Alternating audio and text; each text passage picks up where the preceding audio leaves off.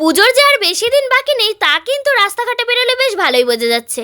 চারিদিকে শুধু লোক আর লোক, আর সবাই কিন্তু ব্যস্ত শপিং করতে।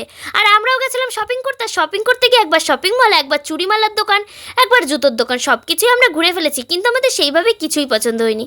তো চলো আজকের মতো ভিডিওটা এখান থেকেই শুরু করছি। তো হ্যালো এভরিওয়ান, কেমন আছো তোমরা সবাই? আশা করি তোমরা সবাই অনেক ভালো আছো, আর আমিও কিন্তু বিন্দাস আছি। আর আজকেও কিন্তু আমি যাচ্ছি শপিং করতে, আর আজকে কিন্তু আমি শপিং করতে কাঁচরাপাড়াতে যাচ্ছি। আর আমার সাথে আজকে রয়েছে আমারই কাকিমা আর মিষ্টু পাখি। যাই হোক, আজকে আমি আমার বন্ধু বান্ধব কাউকের সাথেই যাচ্ছি না, ওদের সাথেই যাচ্ছি। তো তাই জন্যই সন্ধ্যায় রেডি হয়ে বেরিয়ে পড়েছি, আর স্টেশনেও চলে এসেছি।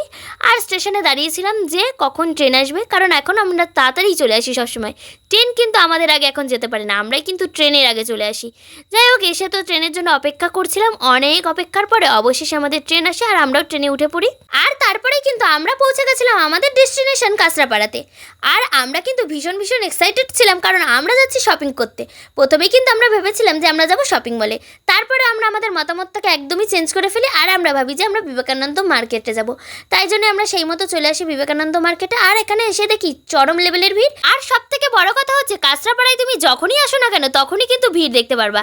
কাঁচরাপাড়া কিন্তু শপিং করার জন্য একদম একটা বেস্ট জায়গা বলতে পারো। এখানে কিন্তু সব ধরনের জিনিসপত্র তুমি অনেক কম দামে পেয়ে যাবা। আর এই মার্কেটটাই তো বেশ ভালোই কম দামে পাওয়া যায়। তোমরা যদি বার্গেনিং করে নিতে পারো তাহলে কিন্তু তোমরা অনেক কম টাকাই পেয়ে যাবা। যাই হোক, আমরা চলে এসেছিলাম এই দোকানটাতে, আর এই দোকানটাতে দেখছিলাম বাচ্চাদের জামা কাপড়, কিন্তু সেইভাবে পছন্দ না হয় আমরা তারপরেই চলে আসি শপিং মলে। আর শপিং মলে এসে দেখি সেই একই টপ একই জামা, কোনো কিছু সেরকম লেভেলের ভালো আমাদের পছন্দ হলো না।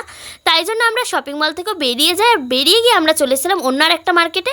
আর সেখানে আসা মাত্রই কিন্তু মিষ্টু পাখির জন্য একদম একটা জামা পছন্দ হয়ে গেছিলো আমাদের, আর সেটাই কিন্তু নিয়ে নিয়েছিল কাকিমা।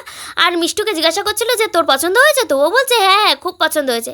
জামা তো হয়েছে, এবার জামার সাথে ম্যাচিং করে পরতে হবে চুড়ি, তার জন্যই চলে এসেছিলো চুড়ি কিনতে। তারপরে তো অনেক চুড়ি টুড়ি দেখে ওর হাতেই হলো না, তারপরে আমরা চুড়ির দোকান থেকে বেরিয়েই গেছিলাম। আর তারপরে আমরা চলে এসেছিলাম ফুচকা খেতে, কারণ অনেক শপিং করা হয়েছে, এবার একটুখানি পেট পুজো করতে হবে।